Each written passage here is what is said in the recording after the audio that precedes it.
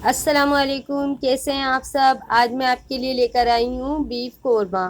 मैं आपको बताऊंगी बीफ कोरमा किस तरीके से हम बनाएं कि इसकी बोटियाँ बिल्कुल नरम मुलायम रहें और खुशबू भी बहुत अच्छी आए। ये उन बहनों के लिए जिन्हें बिल्कुल भी कुकिंग नहीं आती हैं। बहुत आसान रेसिपी से कोरमा बनाना मैं आपको बताऊंगी। घर के मसालों से तैयार किया हुआ कोरमा है ये। मैंने पैकेट बिल्कुल नहीं डाला है। पैकेट से कोरमा बनाना भी नहीं चाहिए, घर के मसालों से बनाना चाहिए, बहुत ज़बरदस्त बनता है। तो चलें शुरू करते हैं। 2 कप ऑयल लिया है ये मैंने। ऑयल को अच्छे से गर्म करके 4 बड़ी प्याज मैंने काटी थी बारीक, वो इसमें मैं डाल रही हूँ। ऑयल गर्म हो गया है, प्याज डालिए मैंने। बिल्कुल बारीक कटी हुई प्याज है। सब प्याज का साइज़ एक जैसा होना चाहिए कि हम अगर इसको फ्राई कर रहे हैं तो कोई जल जाए, कोई वाइट रह जाए, इस तरह से नहीं होना चाहिए। इसलिए प्याज बिल्कुल एक जैसी काटें।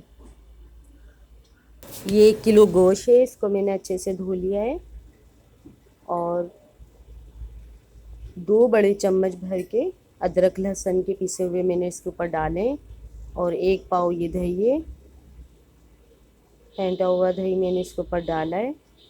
अब हम इसको गोश्त के ऊपर अच्छी तरीके से लगा देंगे। सारे मसाले हम गोश्त के ऊपर लगाकर 10-15 मिनट के लिए रख देंगे। अब हम इसमें डालेंगे 1 चम्मच पिसा हुआ धनिया,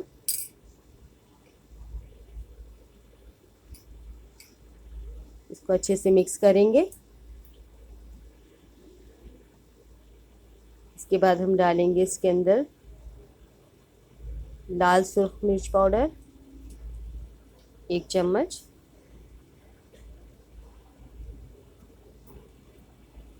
अच्छे से मिक्स करते रहेंगे हम सारे मसाले डालकर। बहुत कम मसालों में बहुत अच्छा सा कोरमा तैयार होगा ये। मसाले मिक्स हो गए हैं। अब हम इसको 10-15 मिनट रख देंगे जब तक हम अपनी प्याज फ्राई करके निकालते हैं। प्याज हमारी गोल्डन ब्राउन होने लगी है। मुसलसल इसमें चम्मच चलाते जाएंगे। प्याज गोल्डन हो गई है, अब हम इसको निकाल लेंगे। ऑयल अच्छी तरीके से इसका निकाल कर हम प्याज पेपर पर फैला दिए हमने। कोई भी पेपर आप लेकर उस पर प्याज फैला दें। जब तक प्याज ठंडी होती है हम अपना मसाला लगा हुआ गोश्त ऑयल में डालेंगे। उसी ऑयल में मैंने गोश्त डाला है जिस ऑयल में मैंने प्याज फ्राई की थी। 15 मिनट हो गए थे हमारे गोश्त को मसाला लगे हुए। अब हम इसको भूनेंगे अच्छे तरीके से।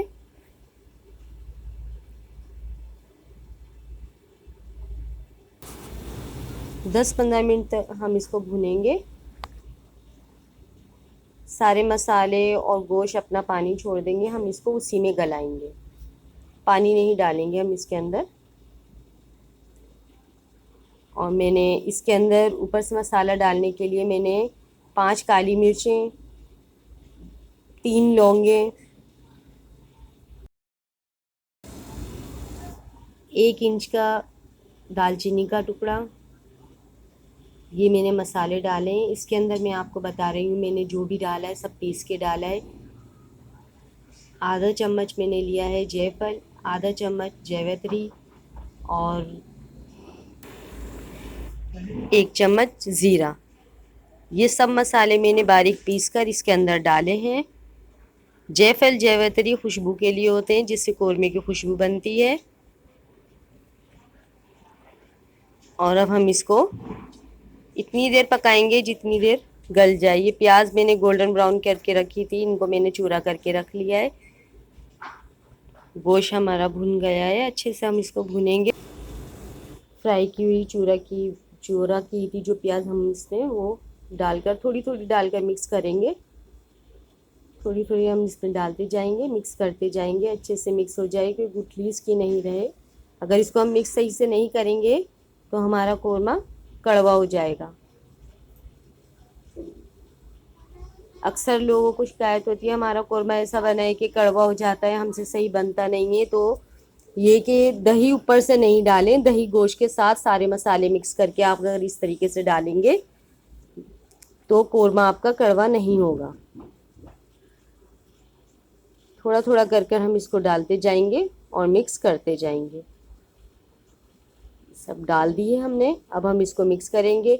और गोश्त हमारा इतना अच्छा गल गया है कि देखें, हड्डी ने भी गोश्त छोड़ दिया है।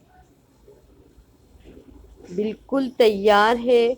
खुशबू से, जायके से लजीज कोरमा तैयार है। मेरे चैनल को सब्सक्राइब करें, वीडियो पसंद आए तो लाइक करें, शेयर करें। मिलते हैं नेक्स्ट वीडियो में। अल्लाह हाफिज़।